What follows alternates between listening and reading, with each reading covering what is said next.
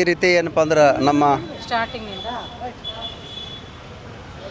ಕರ್ನಾಟಕ ರಾಜ್ಯ ಸರ್ಕಾರಿ ಅರೆ ಸರ್ಕಾರಿ ಪರಿಶಿಷ್ಟ ಜಾತಿ ಪರಿಶಿಷ್ಟ ಪಂಗಡ ನೌಕರರ ಸಂಘದ ವತಿಯಿಂದ ಕಲಬುರಗಿ ಜಿಲ್ಲಾ ಮತ್ತು ರಾಜ್ಯ ಶಾಖೆ ವತಿಯಿಂದ ಸನ್ಮಾನ್ಯ ಫೌಜಿಯಾ ತರಮನಂ ಜಿಲ್ಲಾಧಿಕಾರಿಗಳಿಗೆ ಮನವಿ ಕೊಟ್ಟೇವೆ. ಆ ಮನವಿಯಲ್ಲಿ ಸರ್ಕಾರಿ ನೌಕರರ SC/ST ನೌಕರರ ಮೇಲೆ ಆಗುತ್ತಿರುವ ಅನ್ಯಾಯ, ಅತ್ಯಾಚಾರ, ದೌರ್ಜನ್ಯ, ದಬ್ಬಾಳಿಕೆಗಳನ್ನು ಈ ಕೂಡಲೇ ತಡೆಗಟ್ಟಬೇಕು ಮತ್ತು ಸನ್ಮಾನ್ಯ ಮುಖ್ಯಮಂತ್ರಿಗಳಿಗೆ ಮನವಿ ಮಾಡಿದೇವೆ. ಏನಪ್ಪ ಅಂದ್ರೆ ವಿಶೇಷ ಕಾನೂನು ಅಡಿಯಲ್ಲಿ ನಮ್ಮ ದಲಿತ ನೌಕರರನ್ನು SC/ST ನೌಕರರನ್ನು ರಕ್ಷಣೆ ಮಾಡಬೇಕಂತ ಸನ್ಮಾನ್ಯ ಮುಖ್ಯಮಂತ್ರಿಗಳಿಗೆ ನಮ್ಮ ಸಂಘದಲ್ಲಿಂದ ಮನವಿ ಮಾಡ್ತೇವೆ ಮತ್ತು ಒತ್ತಾಯನೂ ಮಾಡ್ತೇವೆ. ಯಾಕಂದರೆ ಮೇಲಿಂದ ಮೇಲೆ ಅನ್ಯಾಯ, ಅತ್ಯಾಚಾರ, ದೌರ್ಜನ್ಯಗಳು ನಡೀತಾ ಇದ್ದಾವೆ. ಹಲವಾರು ಈಗ ಮೇಲಿಂದ ಇದೇ ವರ್ಷದಲ್ಲಿ 7-8 ಹಲ್ಲೆಗಳು ಅಮಾನುಷವಾಗಿ ಏನಪ್ಪ ಅಂದ್ರೆ ಅವರನ್ನು ಹಿಂಸಿಸುವುದು ಎಲ್ಲ ಸಾರ್ವಜನಿಕರಾಗಲಿ, ರಾಜಕಾರಣಿಗಳಾಗಲಿ ಅಥವಾ ಅಧಿಕಾರಿಗಳಾಗಲಿ ಈ ರೀತಿ ಮೇಲಿಂದ ಮೇಲೆ ಆಗ್ತಾ ಇದ್ದಾವೆ. ವಿಶೇಷ ಕಾನೂನಿನಲ್ಲಿ ಅವರಿಗೇನಪ್ಪ ಅಂದ್ರೆ ಈ ರೀತಿ ಆಗ್ಲಾರ್ದಂಗೆ ರಕ್ಷಣೆ ನೀಡಬೇಕು ಸರ್ಕಾರಿ ಅರೆ ಸರ್ಕಾರಿ ನೌಕರರ ಬಾಂಧವರನ್ನ ನಾನು ಮನವಿ ಮಾಡ್ತೀನಿ. ನನ್ನ ಹೆಸರು ಮಹೇಶ್ ಹುಬ್ಬಳ್ಳಿ, ಕಲಬುರಗಿ ಜಿಲ್ಲಾ ಅಧ್ಯಕ್ಷ ಮತ್ತು ಕರ್ನಾಟಕ ರಾಜ್ಯಾಧ್ಯಕ್ಷ. ನಾನು ಪುನಃ ಮತ್ತೆ ನಾವು ಮನವಿ ಪತ್ರ ಕೊಡುವಂಥ ಒಂದು ಮತ್ತೆ ಸಂದರ್ಭ ಬಂತು. ಈ ಥರ ನಮಗೆ ಮೇಲಿಂದ ಮೇಲೆ ಬರಗಳ ಮೇಲೆ ಬರೆ ಬೀಳ್ತಾ ಇರುವುದು ಖಂಡನೀಯ ವಿಷಯ. ನಮ್ಮ ದಲಿತರ ಮೇಲೆ ಆಗುತ್ತಿರುವಂಥ ಅನ್ಯಾಯವನ್ನು ನಾನು ನಿಜವಾಗ್ಲೂ ಖಂಡಿಸ್ತೇನೆ.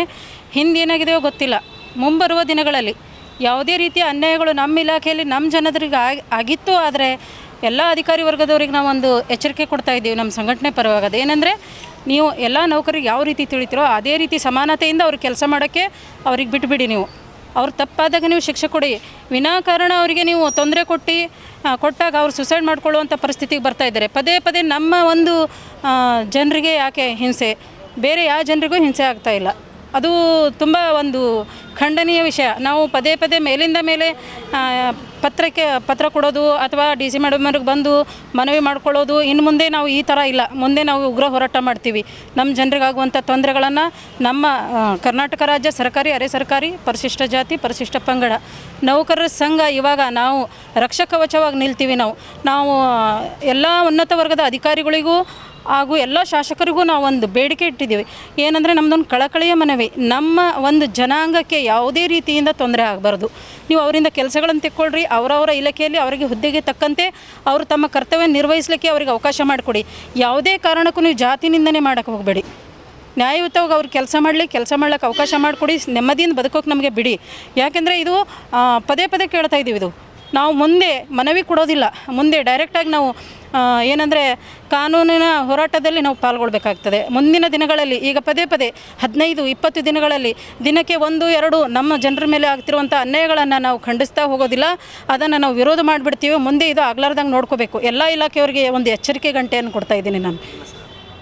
ನಾನು ನಂದಿನಿ ಸನ್ಬಾಲ್, ರಾಜ್ಯ ಪ್ರಧಾನ ಕಾರ್ಯದರ್ಶಿ, ಕರ್ನಾಟಕ ರಾಜ್ಯ ಸರ್ಕಾರಿ ಅರೆ ಸರ್ಕಾರಿ ಪರಿಶಿಷ್ಟ ಜಾತಿ ಪರಿಶಿಷ್ಟ ಪಂಗಡ, ಕೇಂದ್ರ ಕಚೇರಿ, ಕಲಬುರಗಿ. ನಮಸ್ಕಾರ. ಯಾರಿಗೆ ಬಂತು, ಎಲ್ಲಿಗೆ ಬಂತು 47ರ ಸ್ವಾತಂತ್ರ್ಯ ಅನ್ನೋದನ್ನು ಇವತ್ತು ಮತ್ತೆ ನಮ್ಮ ರಾಜಕೀಯ ಧುರೀಣರುಗಳಿಗೆ, ಸಮಾಜ ಸೇವಕರಿಗೆ, ಸರ್ಕಾರಕ್ಕೆ ನಾವು ನೆನಪು ಮಾಡಿಕೊಳ್ಳುವಂಥ ದಿನ ಮತ್ತೆ ಬಂದುಬಿಡ್ತು.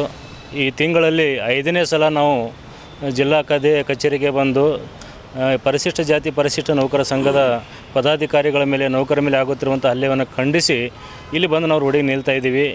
ಇದು ಸ್ವತಂತ್ರ ಭಾರತದಲ್ಲಿ ಅತ್ಯಂತ ಶೋಚನೀಯ ದಿನಗಳು ನಾವು ಈಗ ಎದುರಿಸ್ತಾ ಇದ್ದೀವಿ. ಮೇಡಮರು ಮತ್ತು ನಮ್ಮ ಅಧ್ಯಕ್ಷರು ಈಗಾಗಲೇ ಪ್ರಸ್ತಾಪ ಮಾಡಿದ್ದಾರೆ. ತಾಳಿಕೋಟೆಯಲ್ಲಿನ ಶಶಿಧರ್ ಅನ್ನುವಂಥ ಸಹೋದರ ಅಧಿಕಾರಿಗಳ ಒಂದು ಕಿರುಕುಳಕ್ಕೆ ಬೇಸತ್ತು ಮನನೊಂದು ಅವ್ರು 3 ಜನರ ಹೆಸರುಗಳಿಟ್ಟು ಅವ್ರು ತೀರ್ಕೊಂಡಿದ್ದಾರೆ, ಆತ್ಮಹತ್ಯೆ ಮಾಡ್ಕೊಂಡಿದ್ದಾರೆ. ಯಾರು ಅಂತಂದರೆ ಶ್ರೀದೇವಿ ಬಗಲಿ, ಈರಣ್ಣ ಒಡವಡಗಿ ಹಾಗೂ ಜ್ಯೋತಿ ಕೋಳೂರಿಗೆ. ನೋಡಿರಿ, ಹೆಣ್ಣು ದಯೆ, ಪ್ರೀತಿ, ಕರುಣೆ, ಮಮತೆ ಅಂತೆಲ್ಲ ಹೇಳ್ಕೊಂಡು ನಾವು ದೇಶದಲ್ಲಿ ಪೂಜೆ ಮಾಡುವಂಥ ಸ್ಥಾನದಲ್ಲಿರುವಂಥ 2 ಹೆಣ್ಣುಮಕ್ಕಳು ಒಬ್ಬ ದಲಿತ ಯುವಕನಿಗೆ ಸಾವಿಗೆ ಕಾರಣ ಆಗ್ತಾ ಇದ್ದಾರೆ. ಅವನು ಹೇಳಿರುವಂಥ ಸ್ಟೇಟ್ಮೆಂಟ್ನಲ್ಲಿ ಆ ರೀತಿ ಇದೆ. ಈ ರೀತಿ ಸರ್ಕಾರಗಳು ಒಂದು ವೇಳೆ ಎಚ್ಚರಗೊಳ್ಳಿಲ್ಲ ಅಂತಂದರೆ ಸರ್ಕಾರಗಳು ನಿರ್ದಿಷ್ಟವಾಗಿರುವಂಥ ಮತ್ತು ಕಠೋರವಾಗಿರುವಂಥ ಶಿಕ್ಷೆಗಳನ್ನು ಅಪರಾಧಿಗಳಿಗೆ ಕೊಡದೇ ಹೋದರೆ ಈ ಕೇಸುಗಳು ಮತ್ತೆ ನೆನಪಾಗ್ತಾ ಇರ್ತವೆ, ಮತ್ತೆ ಮರುಕಳಿಸ್ತಾವೆ. ಅದಕ್ಕಾಗಿ ನಾವು ಪರಿಶಿಷ್ಟ ಜಾತಿ ಪರಿಶಿಷ್ಟ ನೌಕರ ಸಂಘದ ವತಿಯಿಂದ ಇನ್ನೊಮ್ಮೆ ಸರ್ಕಾರದ ಎಲ್ಲ ಉನ್ನತ ಹುದ್ದೆಯಲ್ಲಿರುವಂಥವರು ಮತ್ತು ದೇಶದ ರಕ್ಷಣೆಯನ್ನು ಮಾಡುವಂಥ ಪ್ರತಿಯೊಬ್ಬ ಇಲಾಖೆಯ ಪ್ರತಿಯೊಬ್ಬ ಅಧಿಕಾರಿಗಳಿಗೆ ಈ ಸಂಘದ ಮುಖಾಂತರ ನಾವು ಮನವಿ ಮಾಡ್ತೀವಿ.